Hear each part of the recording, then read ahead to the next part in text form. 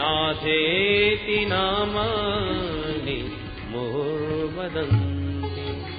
भक्ति महारानी ज्ञान वैराग्य के साथ सबके बीच में प्रकट होके ताता थैया करके नाच उठी और झूम झूम के नाम संकीर्तन गा उठी। समस्त श्रोता समुदाय भक्ति मैया के साथ भी नाम संकीर्तन में सम्मिलित है। आइए हम और आप भी इस अलौकिक नाम संकीर्तन में अपने मन को समर्पित करें। इसके साथ ही वाणी को विराम से चर्चा द्वितीय सत्र में। श्री कृष्ण गोविंद हरे मुरारे, हे नाथ नारायण वासुदेवा। श्री कृष्ण गोविंद हरे मुरारे, हे नाथ नारायण वासुदेवा। श्री कृष्ण गोविंद हरे मुरारे, हे नाथ नारायण वासुदेवा। श्री कृष्ण गोविंद हरे मुरारे, हे नाथ नारायण वासुदेवा। श्री कृष्ण गोविंद हरे मुरारे, हे नाथ नारायण वासुदेवा। श्री कृष्ण गोविंद हरे मुरारे, हे नाथ नारायण वासुदेवा। श्री कृष्ण गोविंद हरे मुरारे, हे नाथ नारायण वासुदेवा। श्री कृष्ण गोविंद हरे मुरारे, हे नाथ नारायण वासुदेवा। श्री कृष्ण गोविंद हरे मुरारे, हे नाथ नारायण वासुदेवा। हे नाथ नारायण वासुदेवा। हे नाथ नारायण वासुदेवा। हे नाथ नारायण वासुदेवा। हे नाथ नारायण वासुदेवा। हे नाथ नारायण वासुदेवा। हे नाथ नारायण वासुदेवा। हे नाथ नारायण वासुदेवा। हे नाथ नारायण वासुदेवा। हे नाथ नारायण वासुदेवा। हे नाथ नारायण वासुदेवा। हे नाथ नारायण वासुदेवा। हे नाथ नारायण वासुदेवा। श्री कृष्ण गोविंद हरे मुरारे, हे नाथ नारायण वासुदेवा। श्री कृष्ण गोविंद हरे मुरारे, हे नाथ नारायण वासुदेवा।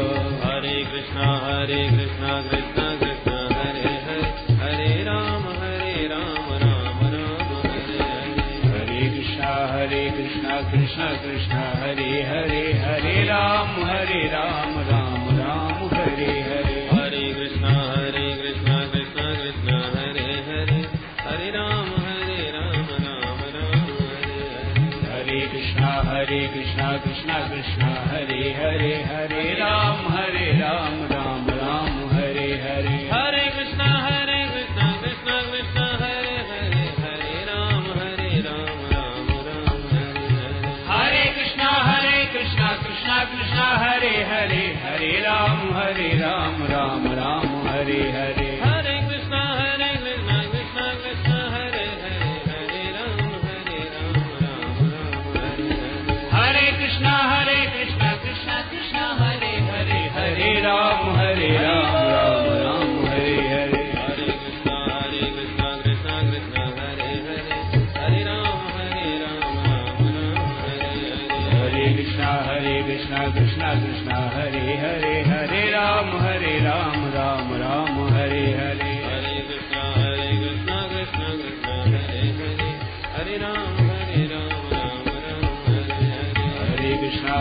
कृष्णा कृष्णा कृष्णा हरे हरे, हरे राम राम राम हरे हरे। बोल भक्ति महारानी की जय। श्रीमद्भागवत महापुराण की जय। गंगा मैया की जय। श्री हरिद्वार धाम की जय। जय जय श्री राधे। नाथ नारायण वासुदेव, नाथ नारायण वासुदेव, हे नाथ नारायण वासुदेव, नाथ नारायण वासुदेव, हे नाथ नारायण वासुदेव, नाथ नारायण वासुदेव। जय जय कृष्ण गोविंद हरे मुरारी। जय हो। हे नाथ नारायण वासुदेव, श्री कृष्ण गोविंद हरे मुरारी, हे नाथ नारायण वासुदेव। श्री कृष्ण गोविंद हरे मुरारी, हे नाथ नारायण वासुदेव, श्री कृष्ण गोविंद हरे मुरारी, हे नाथ नारायण वासुदेव। हे नाथ नारायण वासुदेव, हे नाथ नारायण वासुदेव, हे नाथ नारायण वासुदेव, हे नाथ नारायण वासुदेव, हे नाथ नारायण वासुदेव, हे नाथ नारायण वासुदेव। श्री कृष्ण गोविंद हरे मुरारी, हे नाथ नारायण वासुदेव, श्री कृष्ण हरि गोविंद बोल। हरे मुरारी, हे नाथ नारायण वासुदेव। श्री कृष्ण गोविंद हरे मुरारी, हे नाथ नारायण वासुदेव, श्री कृष्ण गोविंद हरे मुरारी, हे नाथ नारायण वासुदेव। हे नाथ नारायण वासुदेव, हे नाथ नारायण वासुदेव, हे नाथ नारायण वासुदेव, हे नाथ नारायण वासुदेव, हे नाथ नारायण वासुदेव, हे नाथ नारायण वासुदेव, हे नाथ नारायण वासुदेव, हे नाथ नारायण वासुदेव, हे नाथ नारायण वासुदेव, हे नाथ नारायण वासुदेव, हे नाथ नारायण वासुदेव, हे नाथ नारायण वासुदेव, हे नाथ नारायण वासुदेव, हे नाथ नारायण वासुदेव, हे नाथ नारायण वासुदेव। हे नाथ नारायण हरि बोल। श्री कृष्ण गोविंद हरे मुरारी, हे नाथ नारायण वासुदेव, श्री कृष्ण गोविंद हरे मुरारी, हे नाथ नारायण वासुदेव। श्री कृष्ण गोविंद हरे मुरारी, हे नाथ नारायण वासुदेव, श्री कृष्ण गोविंद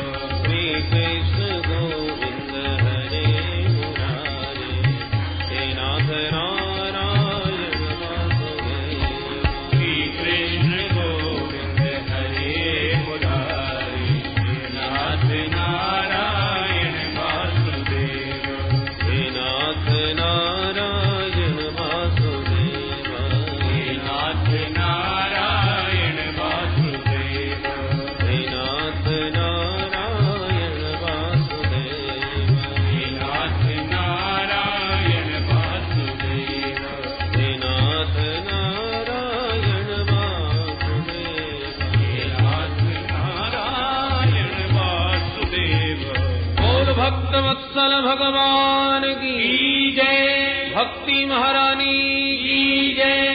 जय जय श्री राम। भक्ति सुतौ तौ तरुणौ गृहीत्वा प्रेमैकरूपा सहसा विरासे। श्री कृष्ण गोविंद हरे मुरारे नाथेति नामानि मुहुर्वदन्ति।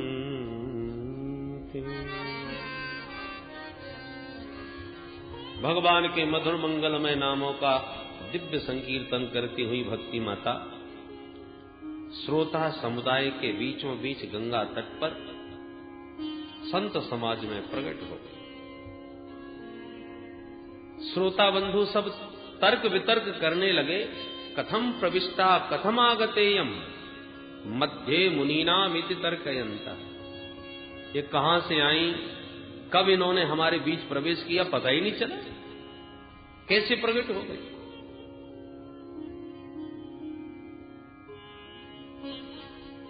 सनकादियों ने कहा, भाई जहां भगवान की मंगलमयी मधुर कथा होती है वहां पर भगवती भक्ति महारानी स्वतः प्रकट होती है।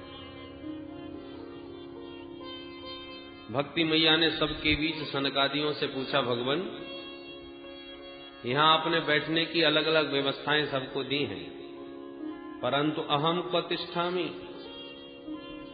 मैं कहां बैठूं महाराज, मेरा स्थान कौन सा है।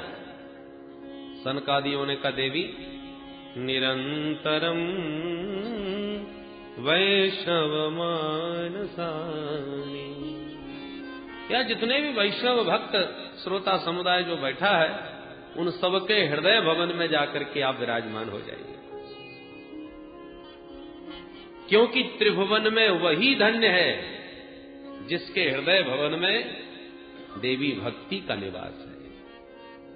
जिसके भवन में भक्ति महारानी विराजमान हो जाए फिर उसे भगवान के पीछे नहीं भागना पड़ता, अपितु भगवान ही उसके पीछे पीछे भागने लगते हैं।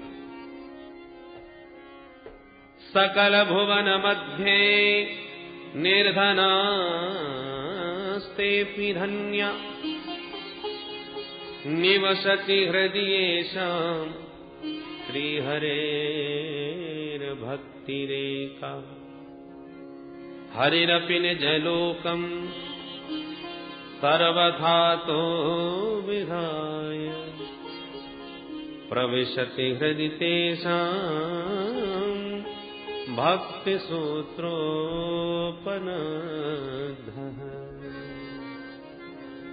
त्रिभुवन में वही धन्य है जिसके हृदय भवन में भक्ति महारानी विराजमान है,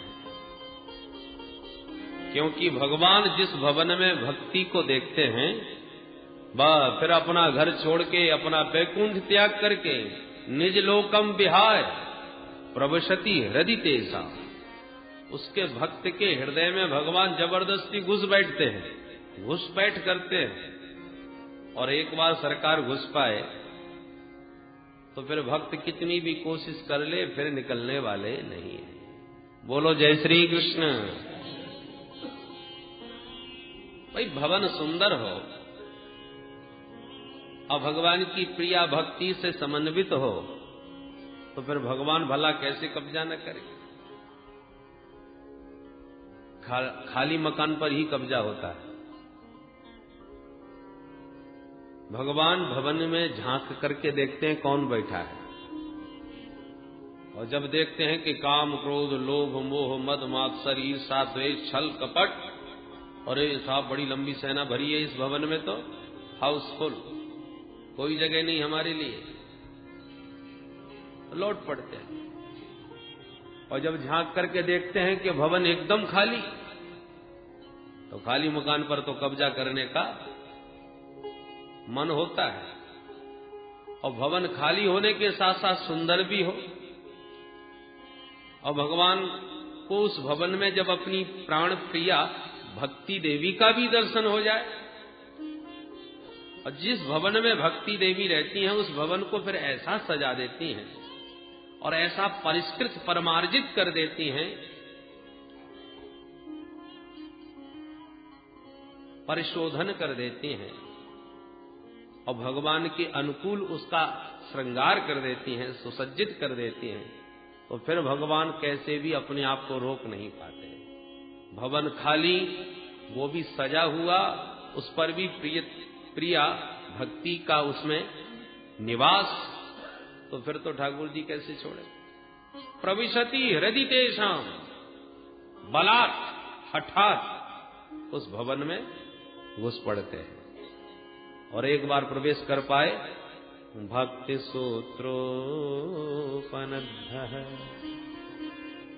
भक्ति सूत्र में बंध जाते हैं। भगवान को बांधने वाली भगवान की प्रिया भक्ति महारानी ऐसा प्रेम पास में बांधती हैं प्रभु को, ये जाना भी चाहें तो जा ही नहीं सकते। विसृजति हृदयम न यस्य साक्षात् हरि, साक्षात् हरि यस्य हृदयम न विसृजति। ठाकुर जी का ही वह मकान छोड़ने का मन ही नहीं होता।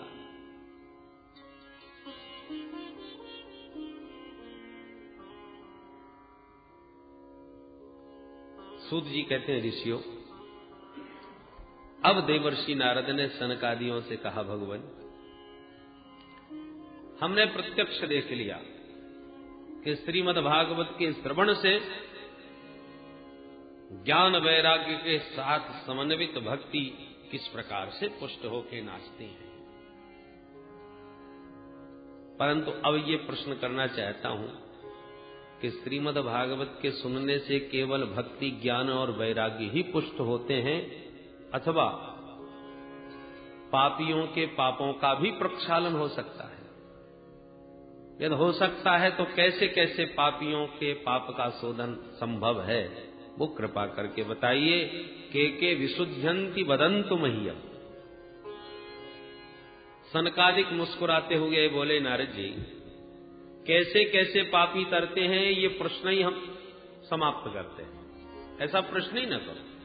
हम तो ये कहते हैं कि जिसने जीवन में पाप के अतिरिक्त दूसरा कोई काम ही न किया हो, जीवन में प्रथम श्रेणी का पापी, जीवन भर जिसने अत्याचार, दुराचार, भ्रष्टाचार, पापाचार में ही अपने जीवन को समर्पित कर दिया, और ऐसा महापापी कदाचित जीवन में एक बार भी न सुन पाए, तो मरने के बाद कहीं भूत प्रेत योनि में जाकर के सुन ले, तब भी वह परम पावन हो जाता है। नारद जी बोले, वाह महाराज, गजब कर दिया आपने। जीते जी की बात छोड़ दो, मरने के बाद भी सुन के तर जाए, ये बात तो जरा उतरती नहीं। ऐसा कभी आज तक संभव हुआ है? कोई प्रमाण है? बोले हाँ, हम तुम्हें एक इतिहास की कथा सुनाते हैं।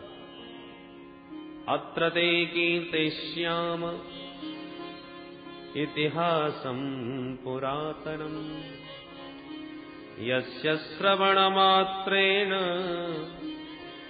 पापहानि प्रजायते। ये इतना सुंदर पावन इतिहास है ऋषियों, इसके सुनने से भी पापों का शोधन होता है।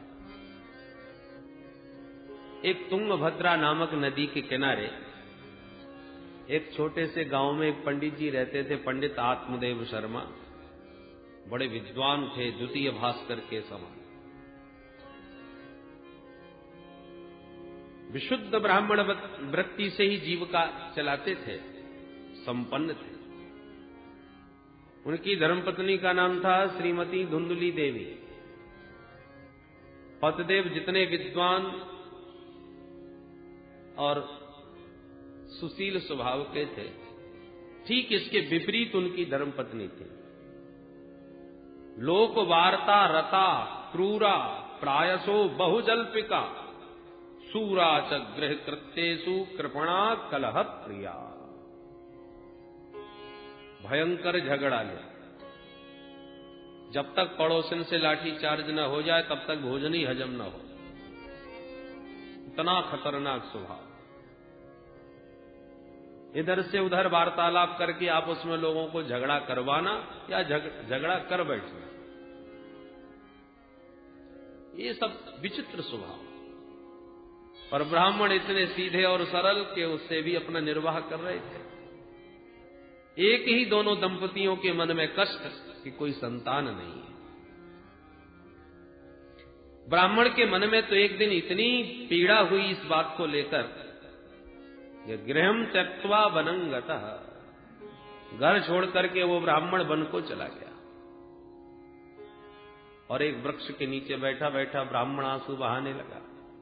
एक संत निकल पड़े, ब्राह्मण की आंखों में आंसू देखे तो विचार आया, इस वन में एकांत में आंसू बहा रहा है, निश्चित प्रभु के लिए रो रहा होगा। कोई भगवत प्राप्ति करने है तो कोई मुमुक्षु जिज्ञासु है, चलो देखते हैं, मार्गदर्शन कुछ करते हैं। संत चले आए, पूछ दिया, कथम रोदसी विप्रत्वम काते चिंता वनीयसी बदत्वम सत्वरम मह्यम स्वस्य दुःखस्य कारणम।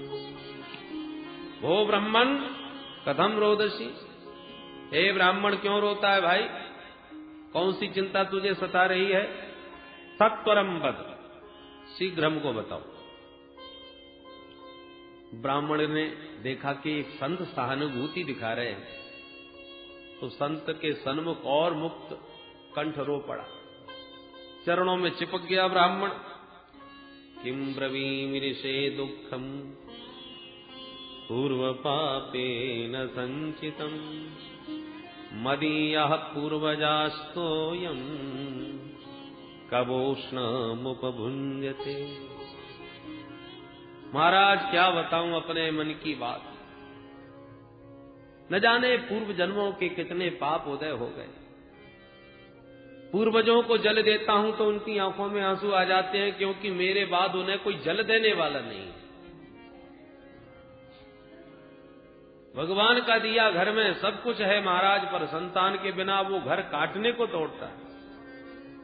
एक गाय पाली मैंने महाराज, वो भी बांझ है, उस गाय के कोई बछड़ा नहीं हुआ, बरसों से घर में बंधी है। एक वृक्ष लगाया, वो भी कितना बड़ा हो गया, पर अब तक उसमें एक फल नहीं आया। बताइए मेरा दुर्भाग्य। संत ने मन ही मन सोचा, राम राम, हम तो कुछ और सोच के आए थे। हमने तो सोचा प्रभु के लिए रो रहा होगा तो मार्गदर्शन करूंगा, पर ये तो पुत्र के लिए रो रहा है। फिर भी अब इसका मार्गदर्शन तो कुछ न कुछ करना ही चाहिए। संत जी समझाने लगे, मुंचा ज्ञानम प्रजारूपम बलिष्ठा कर्मणो गति विवेकम तु समासाद्य त्यज संसार वासना। ए ब्राह्मण, क्या बेटा बेटियों के चक्कर में रोता है? ये महा अज्ञान है। कर्मों की गति बड़ी गहन है और बड़ी बलवती है, इसलिए विवेक को जगाओ, विवेक से काम लो और संसार की इन बेटा बेटियों की आसक्ति की वासना को निकाल दो। कौन किसका बेटा? राजा सगर के 60,000 बेटा हुए थे ब्राह्मण, इतिहास पढ़ा होगा या सुना होगा, पर कौन से बेटे ने सुख दिया सगर को? पीढ़ियां लग गई तपस्या करते करते, तब तो जाके पूर्वजों का उद्धार कर पाए। धर्मात्मा अंग का नाम सुना होगा, संतानहीन थे, बड़े बड़े यज्ञ किए, तब जाके एक बेटा हुआ, सो निकल पड़ा नास्तिक बैन। ऐसा नास्तिक निकला कि घर छोड़ के बाप को ही भगना पड़ा। तो बेटे के हो जाने से तुम सुखी हो ही जाओगे, इसकी क्या गारंटी? ब्राह्मण ने कहा, सुनो महाराज जी, ये प्रवचन देना तो मुझे भी बहुत आता है, मैं भी पढ़ा लिखा हूं। अरे आप बाबा बैरागी बेटे का सुख जानते ही क्या हो? छोटे छोटे बच्चे पापा पापा कह के तुतला तुतला के बातें करते हैं मीठी मीठी, कितना आनंद आता है, रसगुल्ला सा घुल जाता है कान में। वो तोतली वाणी सुनने के लिए मेरे कान कब से तरस रहे हैं, मुझसे कोई बात करने वाला बालक ही घर में नहीं।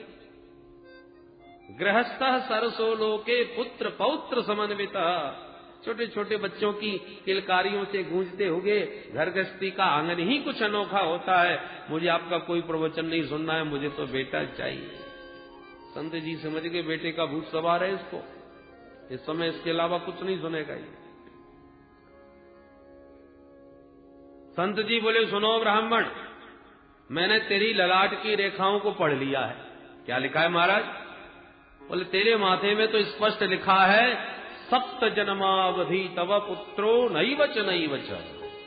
तू आज की बात छोड़, 7 जन्म तक तुझे कोई संतान नहीं हो सकती। जो सुना, अब तो ब्राह्मण का दुख दुगना हो गया। जोर से सिर उठा के पटका संत जी के चरणों में।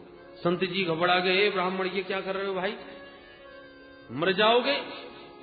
ब्राह्मण ने कहा, मरने तो मैं बैठा ही था,